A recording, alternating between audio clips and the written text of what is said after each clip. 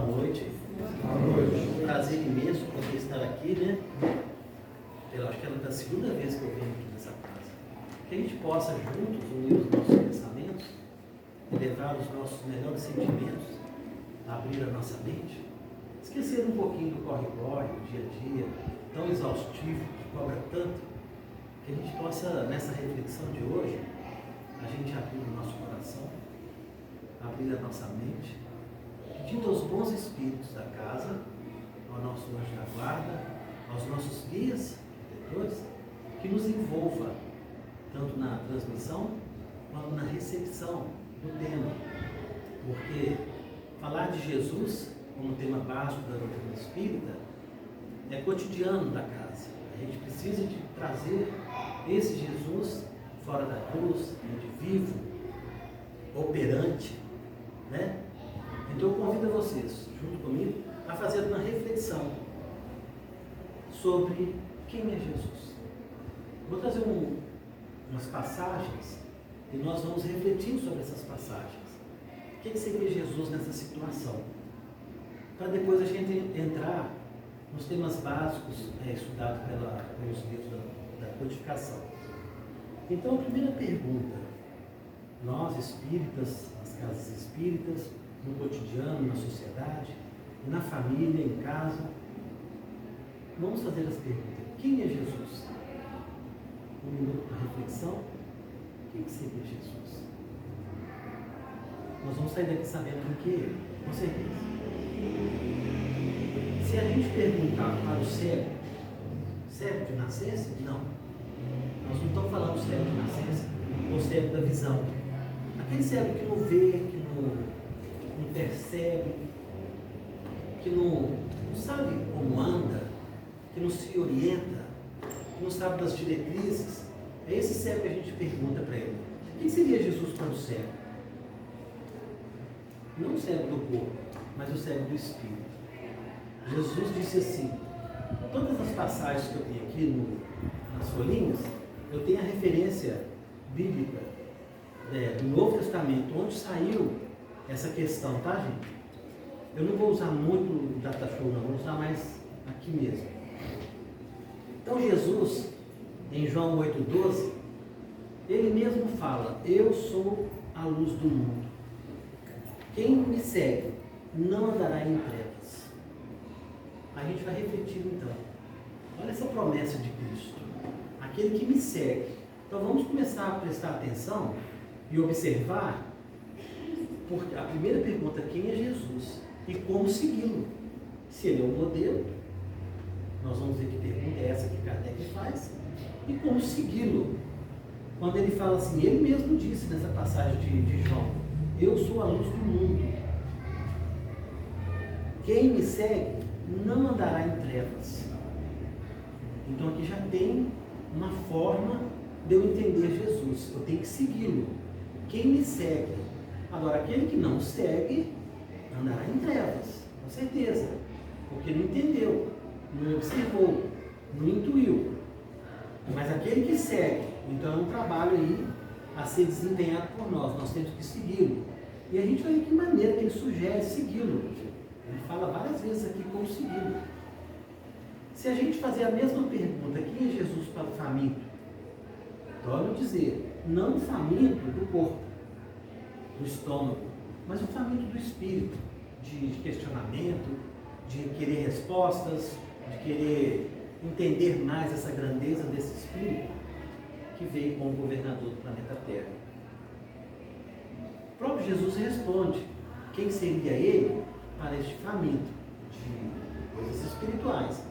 E ele diz assim, na passagem de João 6,35: eu sou o pão da vida, quem vive em mim jamais terá fome.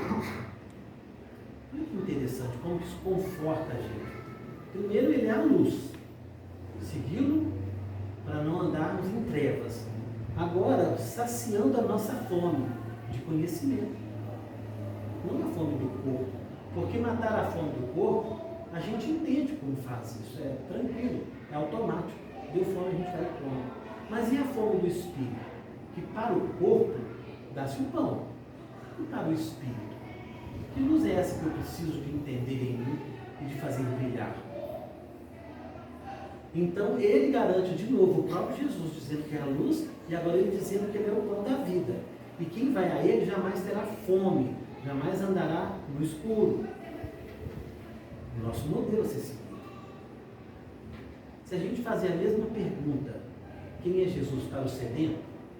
Mas aqui também não é o sedento de água para o corpo físico, é o sedento de conhecimento espírita, espiritual, moralizado, que nos inclui, que nos reforma, que nos alerta, que nos indica, que nos conforta. Se a gente perguntar para o sedento quem é Jesus, o próprio Jesus responde de novo. O próprio Jesus fala assim: mas quem beber da água que eu lhe der, nunca mais terá sede. Então, olha, ele me dá a luz para seguir. Ele me dá o pão para matar a minha fome espiritual. Agora ele me dá água para matar a minha sede. E que fonte é essa? Quem beber da água que eu lhe der. Que água é essa? Nós vamos saber aqui. Nunca mais terão sede. Se a gente fizer a mesma pergunta, quem é Jesus para o enfermo não do corpo físico, do espírito. A mesma pergunta, a mesma reflexão. E nós vamos ter a resposta em João também. Jesus como médico do corpo e da alma. Jesus como psicólogo, mestre dos mestres. Portanto, o modelo a ser seguido. Continuando na reflexão. Se a gente perguntar para o morto quem é Jesus, não o morto do corpo físico, que deitou o corpo no caixão, não é esse, que perdeu a vida física. Um morto de esperanças, de vontades, de pensamentos, de planejamentos, de ideais, de atitudes, de convicção, de trabalho, de perseverança, de amor ao próximo. E aí vai. Se a gente perguntar para esse que não se preocupa com esse lado de quem é Jesus, ele está morto. Jesus mesmo disse, né, deixe dos mortos enterre seus mortos, falando do morto do espírito, não do corpo físico. A gente vai ter a resposta que Jesus é a vida. Jesus como vida, a gente pergunta de novo para o prisioneiro. Quem seria Jesus? Mas não o prisioneiro que está encarcerado na penitenciária, na cadeia. Não. O prisioneiro das convicções, da busca do homem de bem, como está lá no capítulo 17 do Evangelho segundo o Espiritismo. Aquele prisioneiro que não abre a cara, não perdoa, não ama, não é alegre, não é convicto, não é perseverante, não é tolerante, não é indulgente. Esse aí está aprisionado, está prisioneiro em uma situação do corpo físico. Mas nós estamos perguntando quem é Jesus para o prisioneiro nesse sentido. Quem seria Jesus para este? Jesus é a liberdade. Quando nós conhecemos Jesus e entendê-lo como modelo e guia da humanidade, nós vamos perceber que ele nos liberta. E de que forma? Nós vamos ver. Se perguntar de novo para o solitário, quem seria Jesus? O solitário é aquele que vai para os cantos, entra em depressão, entra em agonia, entra em nostalgia, menos valia, ninguém gosta de mim. Quem seria Jesus? Jesus, nós vamos ver aqui, é o melhor amigo. E ele faz esse chamado para nós. Nós vamos ver como ele nos chama para estar com ele. E nós vamos ver também no caminho aqui que Jesus é o caminho. Ele vai afirmar isso nas próprias palavras, quando ele diz: eu sou o caminho, a verdade e a vida. Nós vamos ver isso aqui. Jesus, então, como caminho, vamos começar a refletir. Se ele é um modelo da humanidade, e se ele mesmo afirma em João 14,6, dizendo assim: eu sou o caminho, a verdade e a vida. Que caminho é este que Jesus fala que ele é o caminho? Que verdade é essa que ele fala? Conheça a verdade e a verdade vos libertará. Que verdade é essa que me consola? Que verdade é essa que veio com o advento da doutrina espírita, no livro dos Espíritos, no Evangelho, que verdade é essa que eu preciso de conhecer? Que a cada um será dado conforme as suas obras, que nós vamos realmente colher aquilo que nós estivermos plantando, e que o escândalo há de vir, mas sai da boca por onde ele vier, e que quem com ferro fere, com ferro será ferido. A lei de ação e de reação. Essa é a grande verdade que a gente precisa de entender. E Jesus foi muito claro dizendo assim: renuncie a ti mesmo e siga-me. Esse renunciar de Jesus é o caminho. Siga-me. Lembra da primeira leitura que eu fiz? Siga-me. Que é não andará em trevas, siga-me. Quantos chamamentos de Jesus dizendo siga-me? Pega a tua cruz e siga-me. Renuncia a ti mesmo e siga-me. Seguir Jesus. Por quê? Porque ele é o modelo da humanidade. E como que eu estou introspectando esses conhecimentos na minha vida? Eu comigo mesmo, na minha individualidade, na minha personalidade, no meu caráter, na minha moral. Como que eu estou recebendo Cristo dentro de mim? Dentro das minhas ações, dos meus gestos, das minhas posturas, da minha conduta. Será que eu tenho feito ao próximo aquilo que eu gostaria que ele me fizesse? É o ensinamento de Cristo. Será que eu tenho perdoado até 70 vezes 7, se preciso for, cada ofensa? Ensinamento de Cristo. Será que eu estou entendendo? Aí vou deixar lá para saber uma aventurança, não falo tudo agora. Será que eu estou entendendo?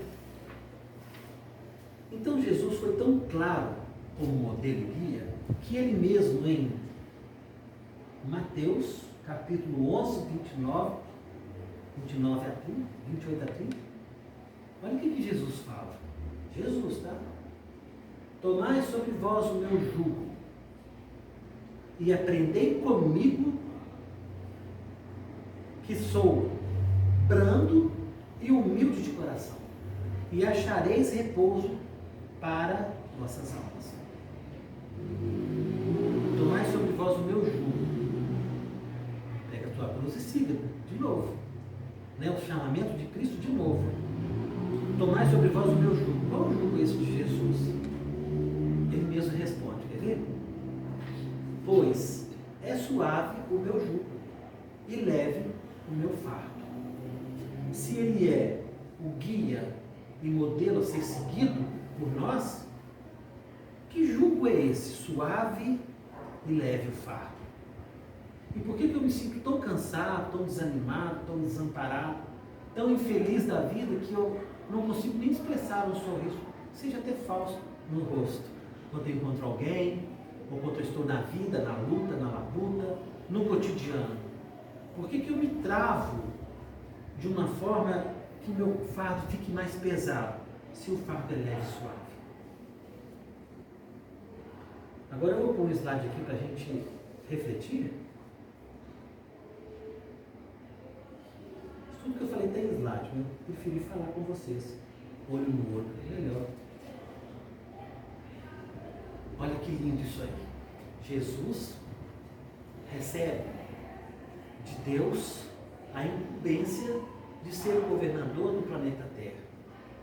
Não só Jesus, há outros cristos planetários que juntamente com ele governam planetas. Mas o nosso governador planetário, Jesus, ele está desde o momento da formação do planeta Terra, há 4,5 bilhões de anos atrás. Jesus já era evoluído. Tanto é que ele ganha de Deus, não vou falar das mãos, senão você vai achar que Deus tem mãos, né? Mas ele ganha de Deus a incumbência de governar o planeta Terra. Então, tudo que aqui está, tudo que aqui foi criado, tudo que aqui foi feito, é do conhecimento dele. Por isso que ele não revogou leis, mas ele sabia como acalmar a tempestade, os ventos, as curas, os milagres. A sapiência dele remonta a 4,5 bilhões de anos, mas ele já era evoluído nessa época. Tanto é que ele recebe de Deus a incumbência de governar o planeta Terra. E é tão interessante essa passagem, que essa eu vou pôr no slide para você seguir comigo. E eu vou explicar ela toda. Está em Jesus, capítulo 14, versículo 1 a 7. Isso é Jesus falando. Não se turbe o vosso coração. Credes em Deus. Muita gente ainda confunde Jesus com Deus, né? Credes em Deus. Jesus falando, credes em Deus, no Pai. Credes também em mim, que sou o Filho, Jesus. Na casa de meu Pai há muitas moradas. Se não fosse assim, não teria dito que vou preparar um lugar para vós. E se eu for preparar um lugar para vós, venho novamente e vos tomarei para mim mesmo, a fim de que onde eu estiver, vós estejais também. Nós vamos falar da parábola do redil, onde as ovelhas ficam em segurança. Que lugar é esse preparado? Sabeis o caminho aonde vou. Jesus falando com os apóstolos. Tomé, que era muito sem vergonhazinho, ele fala assim: Senhor, não sabemos aonde vais. Como podemos saber o caminho se você não disse para nós qual é o caminho? Aí a célebre mensagem de Jesus: eu sou o caminho, a verdade e a vida, e ninguém vem ao Pai senão por mim. Só aqui, gente, já dá para a gente sair daqui hoje feliz da vida, se a gente tiver Jesus como modelo e guia, dizendo que ele está em vermelho: eu sou o caminho.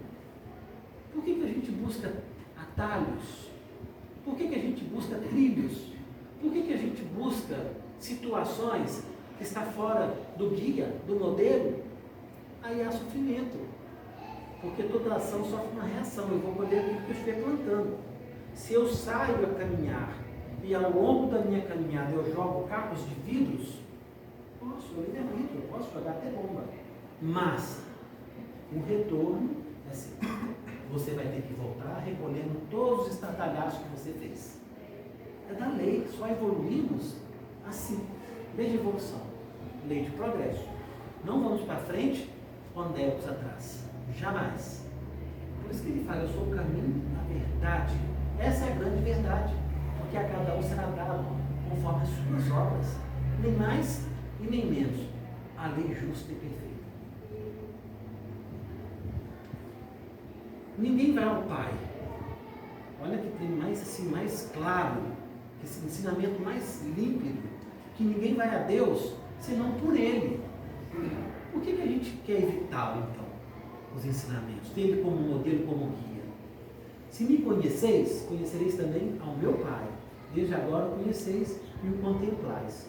Quantas vezes Jesus fala aqui nessa passagem tão curta sobre Deus, sobre todas as coisas, e Ele abaixo de Deus. E ainda tem pessoas no nosso meio que acreditam que Deus é Jesus, que Jesus é Deus, e faz uma confusão danada. Não é nada disso. Está bem distinto ali, Jesus falando várias vezes do Pai. E Jesus é tão sábio disso tudo, que quando Ele nos ensinou a prece dominical, a primeira palavra que Ele fala é essa: Pai nosso que estais nos céus. Mais uma vez, nos ensinando que o Pai está acima de todas as coisas. Onipotente, onipresente, onímodo, misericordioso, justo e bom. Bom, aí a gente vai começar a refletir agora, mais dentro da doutrina espírita. E a gente vai fazer essa pergunta para nós. Quem é Jesus na visão da doutrina espírita? Quem que é Jesus? Será que Kardec preocupou em fazer essa pergunta aos espíritos? Será que lá no Livro dos Espíritos tem uma pergunta sobre isso? Vamos ver? Jesus, então, na visão espírita, em O Livro dos Espíritos, consta que Jesus é o espírito mais perfeito que Deus destinou como guia e modelo da humanidade. É o nosso tema de hoje. Aí lá, na questão 625 do Livro dos Espíritos, é a pergunta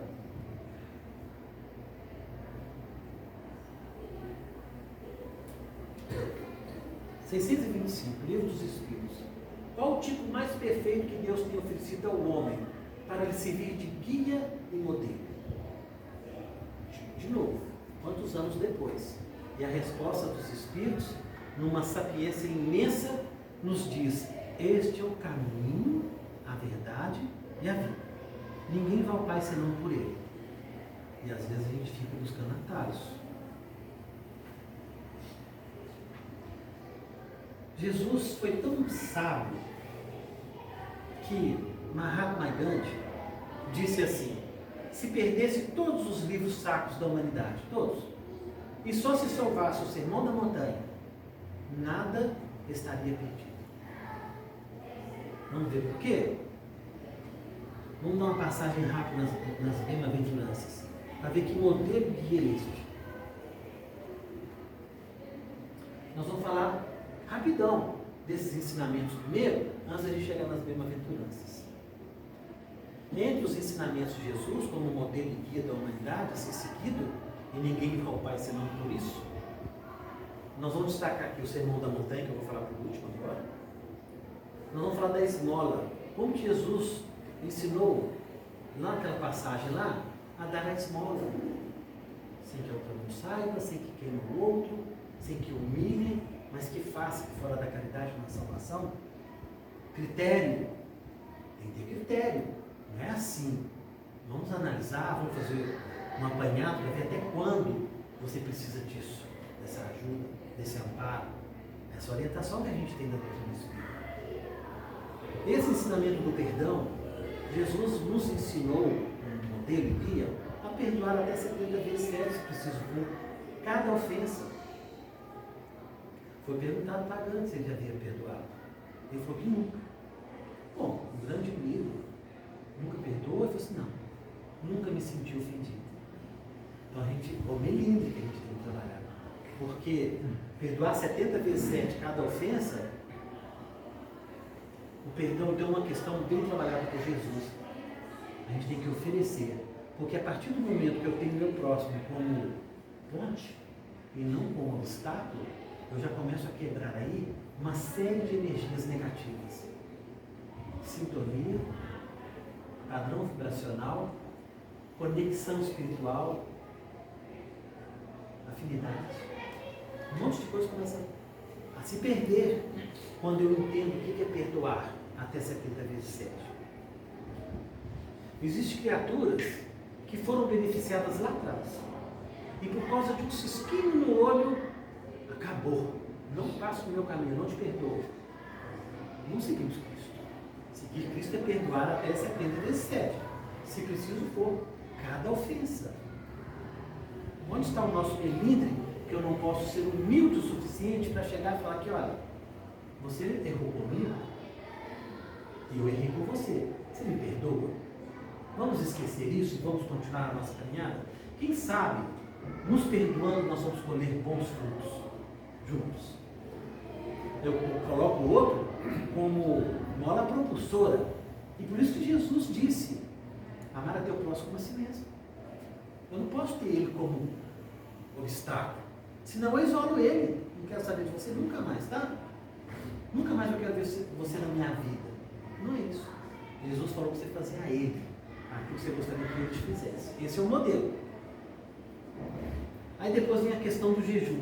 Olha como Jesus foi sábio, como ele foi mestre, nos educando. Muitas pessoas até hoje acham que o jejum é aquilo que entra pela boca, e não é. Nós não podemos nos infantilizar achando que o jejum é aquilo que entra pela boca. Não é. Jesus foi claro dizendo nessa passagem que o que macula o homem é o que sai da boca, porque o que sai procede do sentimento, do coração e da razão. Agora, o que entra pela boca vai dar lugar escuso. Não é desse jejum que Jesus estava falando.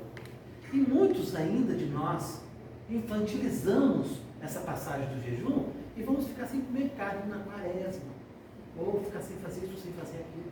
Não é disso que Jesus falou. É muita infantilidade nossa achar que é isso. E não é. É o que sai. O que sai procede do seu sentimento. As guerras, as traições, as bandidagens, tudo nasce do que sai, né? Não do que entra. Outro momento ímpar de Jesus é quando ele fala sobre a porta estreita, que a gente infantiliza também. A gente não cristificou esse ensinamento ainda em nós. Porfiai pelas portas estreitas, porque largas são as portas que levam o homem à perdição. O que Jesus está falando de largas portas que levam o homem à perdição? E que portas estreitas são essas que eu tenho que compreender e entender para que eu possa me direcionar? Ele indicou uma porta. Ela tem que ser estreita. Renuncie a ti mesmo e siga-me.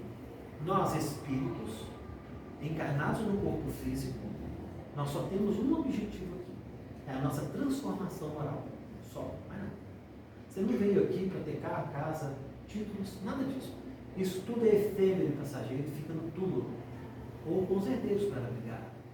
Você leva aquilo que você é. Você vai juntar o seu tesouro, onde a traça não rói, o ladrão não rouba e a ferrugem não destrói. Esse é o seu tesouro. Só isso que você leva. O resto fica. O que é seu patrimônio. Ninguém te tira. O que você conquistou é seu. Ninguém te toma. Quando Jesus fala dessa porta estreita, renuncie a ti mesmo e siga-me, nós sabemos que na nossa transformação moral, nós temos 3 pilares fundamentais e importantes, que nós espíritas precisamos entender, estudar e compreender. Eu preciso saber ser indulgente. O que é ser indulgente para que eu possa confiar pelas portas estreitas? O que é renunciar? Jesus mesmo disse, renuncie a ti mesmo e siga-me. O que é a benevolência? Está dentro da caridade, da esmola.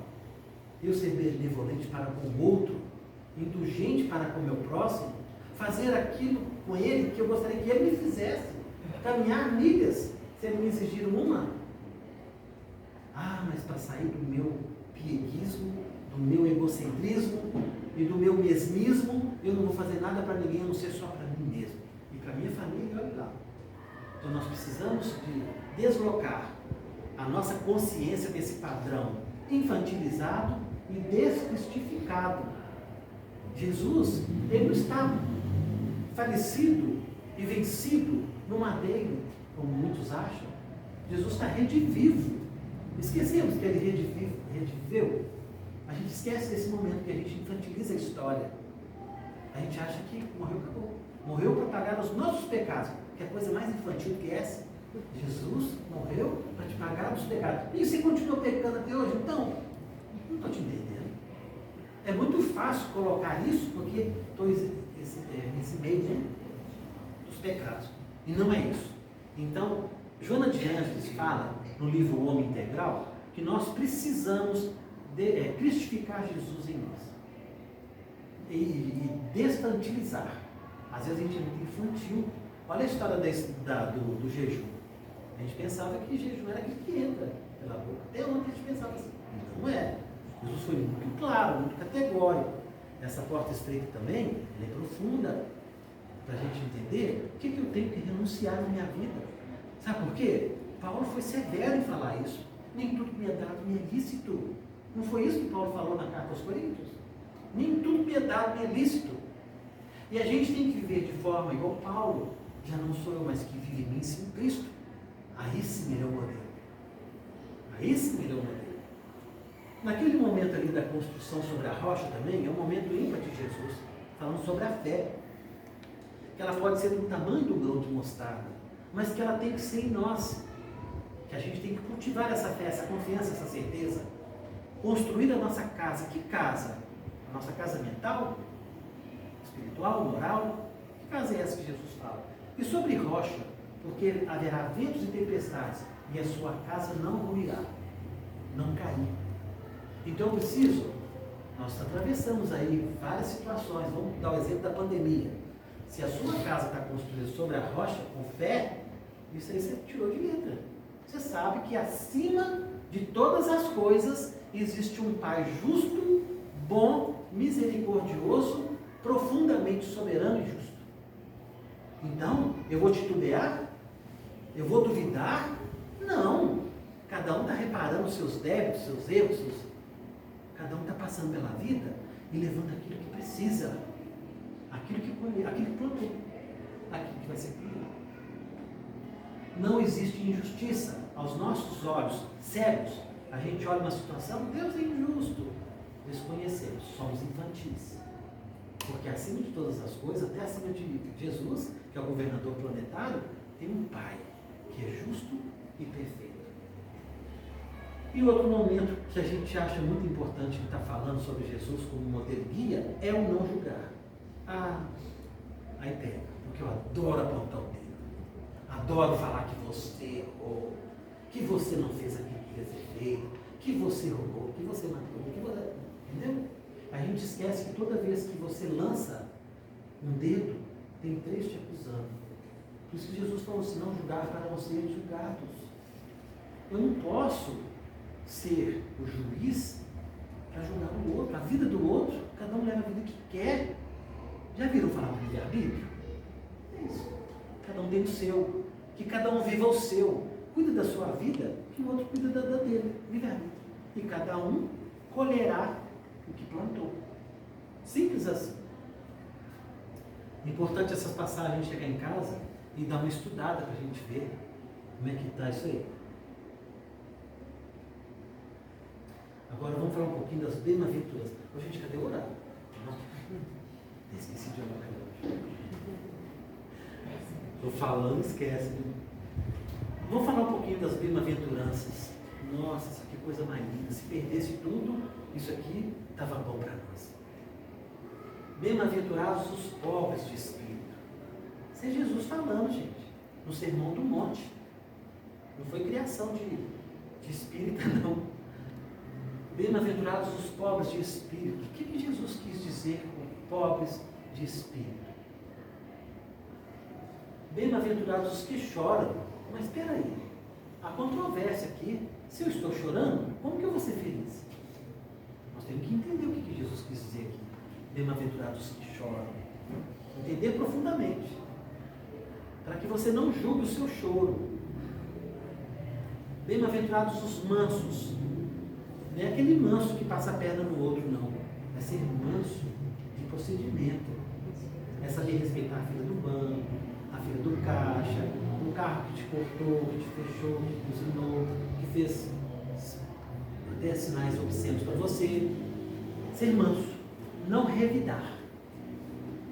Mas a gente faz isso. Bem-aventurados que têm fome e sede de justiça. Então, olha, a justiça aí.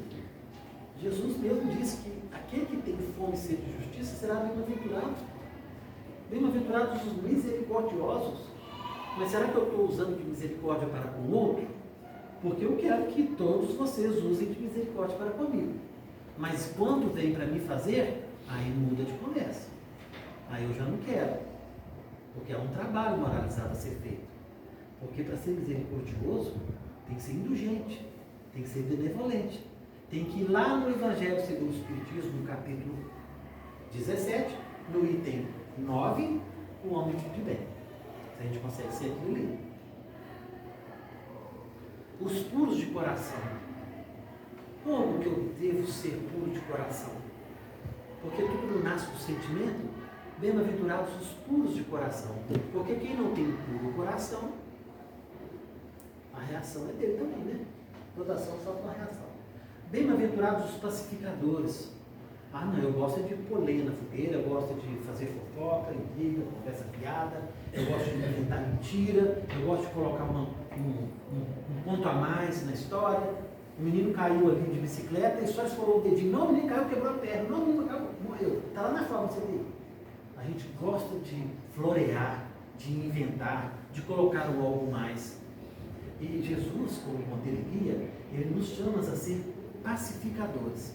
Se uma fofoca chega até você, ela vai ser fofoca se você passar para frente. Agora, se você, pacificar, ninguém vai saber daquilo pela sua boca, não. Pode saber dos outros, mas da sua boca não. E bem-aventurados os perseguidos. Muitos falam assim, eu sou um pobre coitado, sou perseguido, sou caluniado. Será bem-aventurado aquele que sofre injustiça? Estamos entendendo bem? Marco Aurélio, eu esqueci, tem um copinho aí com a água, eu esqueci de colocar para você. Desculpa. O menino falou, eu esqueci. Vou pegar com você.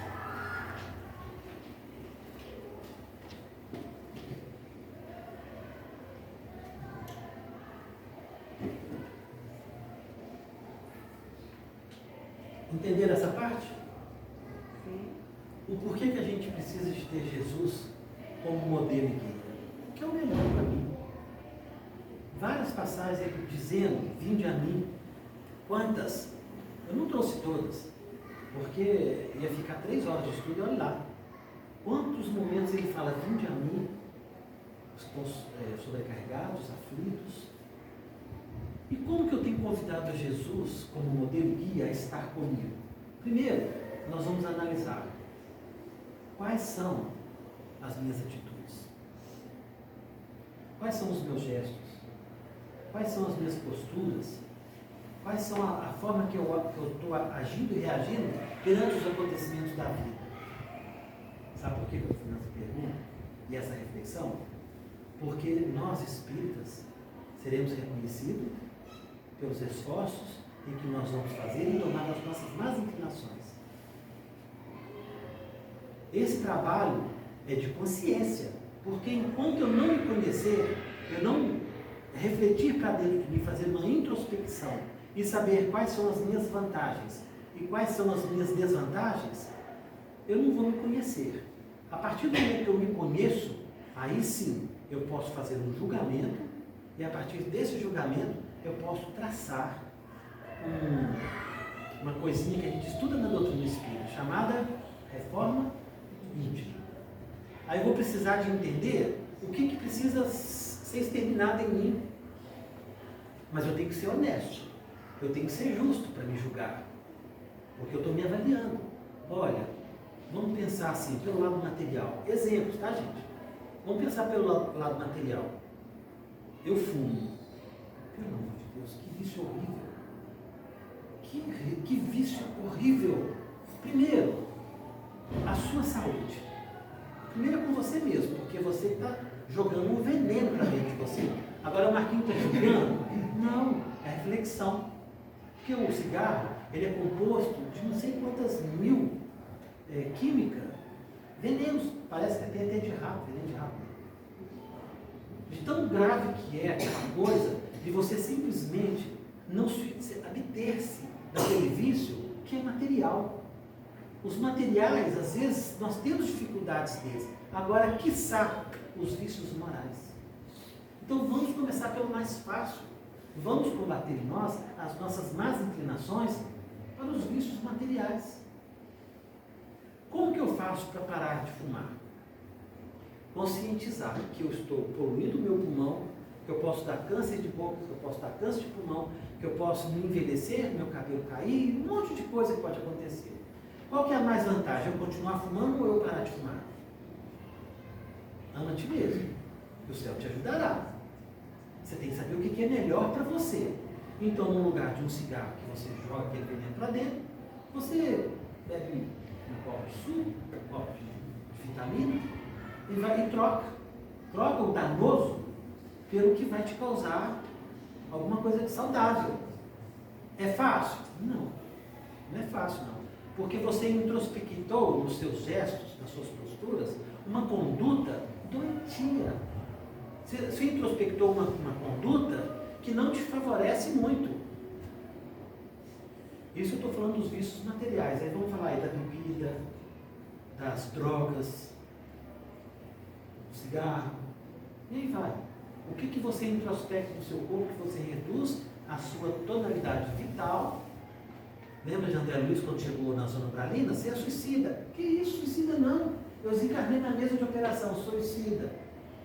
Você teria que viver muito mais, mas pelos vícios que você tinha do tabaco e da bebida, você reduziu o seu tônus vital no corpo físico a tal modo que você é um suicida. E outro, consciente. Ah, inconsciente. Não é inconsciente. Hoje nós estamos no mundo das informações. Só não sabe quem não quer. Basta acessar no celular sobre as informações do que isso traz para o nosso organismo. Todos os vícios. Não estou falando só de cigarro, não. Todos os vícios. E olha que até agora eu só falei dos materiais.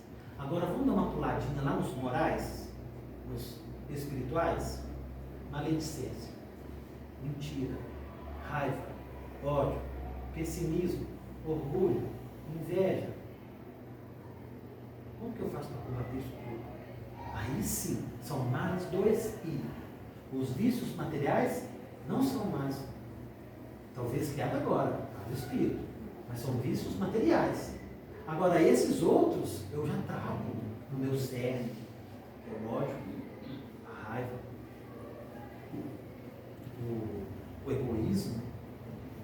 Isso tudo eu já trago arraigado em mim, vida sucessiva, para que eu possa me libertar disso. E como que eu venço essas más inclinações? Jesus, como modelo guia, vai ensinar. Em outros capítulos que a gente pode estar aqui, a gente pode estudar isso. Como que Jesus nos tira desses caminhos perniciosos que nós mesmos traçamos para nós? Jesus também ensina, através dos apóstolos, que quando a gente tiver para exigir alguma coisa do outro, que a gente não exija, faça uma reflexão. Não exija que o outro te traga flores. Vai lá e planta seu jardim. Isso é para nos tirar do comodismo. Passagens que a gente reflete e a gente tira o espírito da letra, entendendo que eu não tenho que impor para o outro fazer tudo em mim. A gente, às vezes, por causa dessa pandemia, a gente ficou muito melindrado.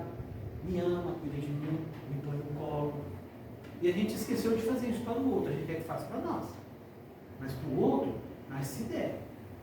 E olha que o nosso tempo de 24 horas já não são mais 24 horas, mesmo que no relógio marque isso. Estamos muito corridos, as coisas estão acontecendo, nós já estamos em maio, gente. O ano começou outro dia, nós já estamos em maio, meio do ano já. Daqui a pouco nós estamos aqui fazendo estudo sobre o Natal de Jesus. Está correndo, está célere. Por que isso tudo está acontecendo? Eu preciso de acelerar também as minhas convicções. Eu preciso de acelerar a minha certeza no que eu vou fazer comigo a partir de agora, que amanhã pode ser tarde. Eu tenho que fazer uma reflexão para mim fazer essa reforma íntima. O que eu vou fazer para mim? O que eu vou trazer para mim para que eu possa ser melhor e para que eu possa, aí que está o X da questão. A partir do momento que você começa a crescer moralmente, você começa a expandir a sua luz. Aquela que Jesus falou, brilha a vossa luz. Você tem ela dentro, mas ela está apagadinha, né?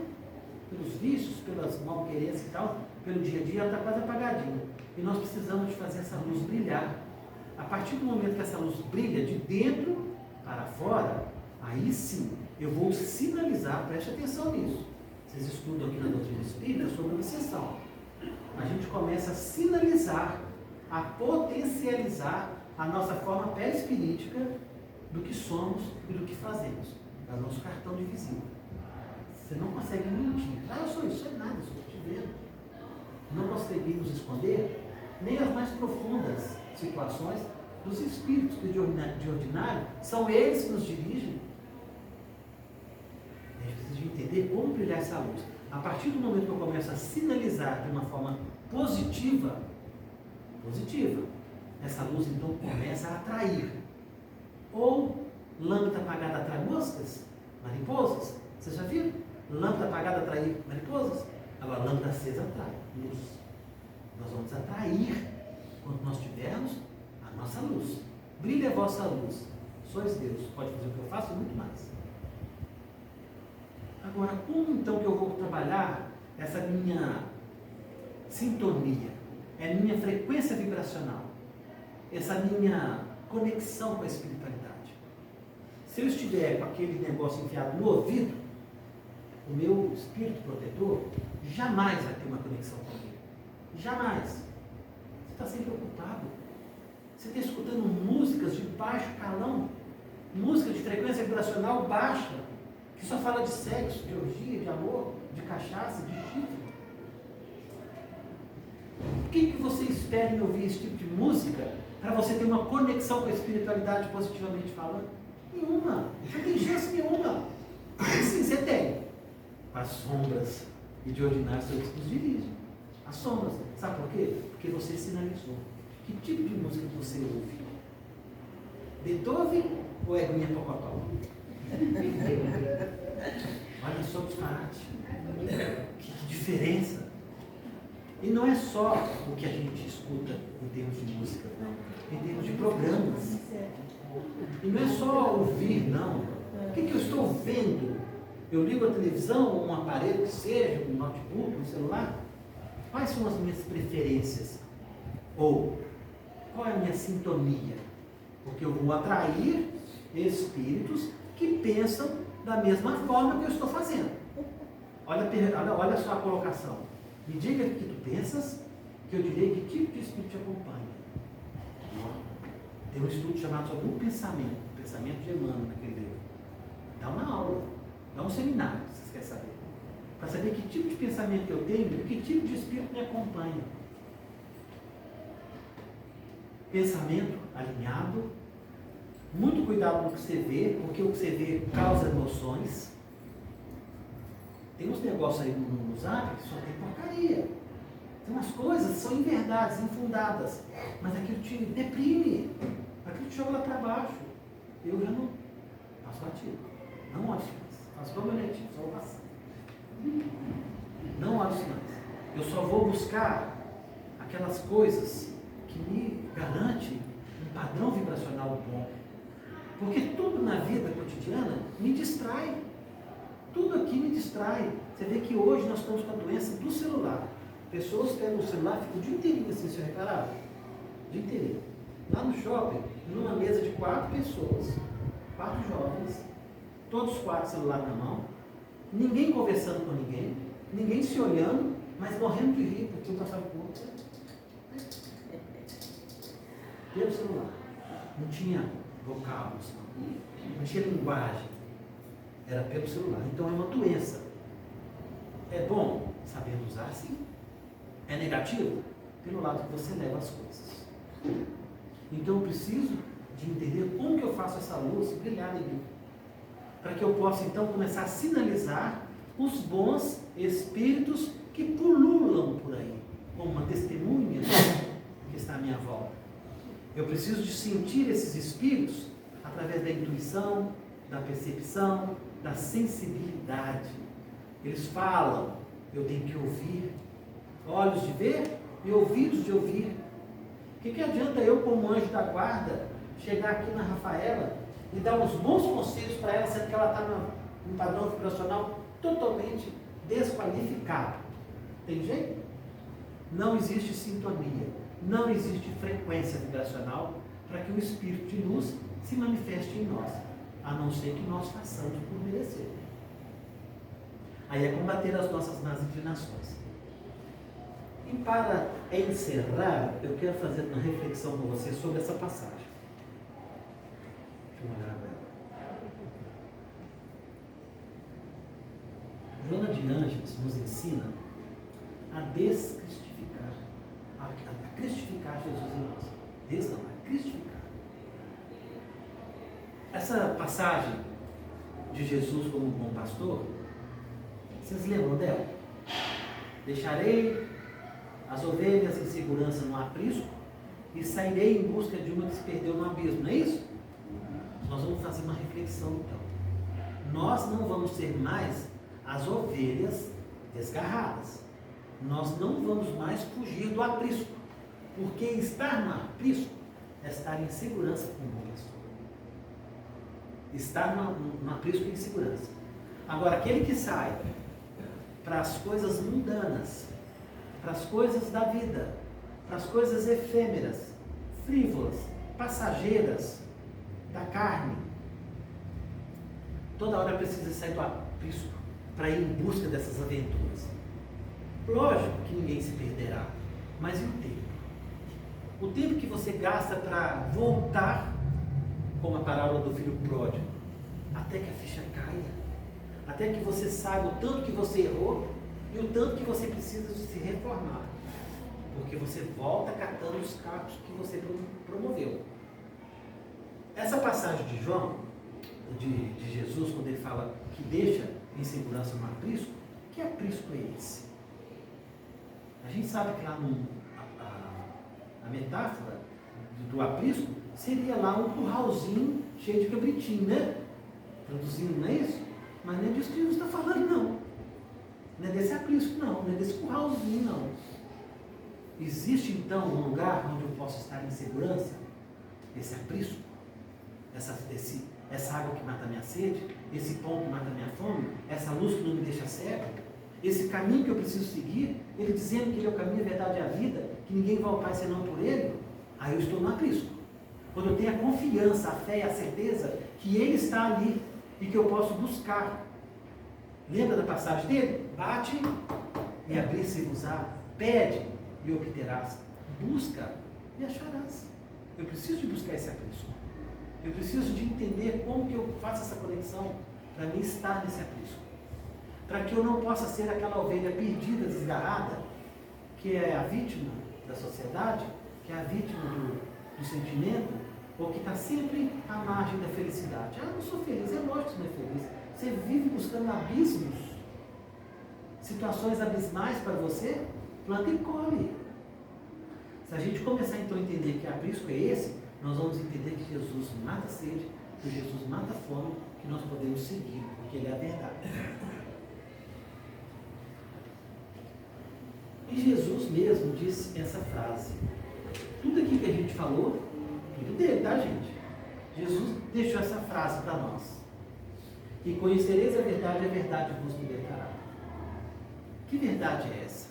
Se a gente pegar o livro dos Espíritos, nós vamos saber que a verdade está entre nós. Nós precisamos tirar o espírito da letra. Conhecer a verdade para que eu possa me libertar. É verdade que isso é assim? É verdade que isso é assado? 2 mais 2 são 4? Então quer dizer, se eu jogar alguma coisa aqui não volta? Essa é a matemática que eu tenho que fazer da vida, para que eu possa entender sabiamente, como na parábola do bom semeador. Eu tenho que escolher uma boa semente, mas só isso? Não. Eu tenho que sair a campo, para que eu possa conhecer onde eu estou e que tipo de solo que eu estou pisando, para que neste momento eu possa entender que eu não possa jogar uma boa semente no meio dos pedregulhos, que eu não possa jogar boas sementes à beira do caminho, que eu preciso, como soldado de Deus, de Cristo, ter a couraça, o capacete, o escudo e a lança, para que eu possa ir à luta e fazer por mim, evoluir por mim, a cada um conforme as suas obras. Ninguém vai evoluir por você. Não existe isso. É você na sua individualidade, na sua personalidade, como soldado em busca da sua felicidade. Muito obrigado mesmo e até a próxima. Deus nos abençoe e esteja conosco sempre.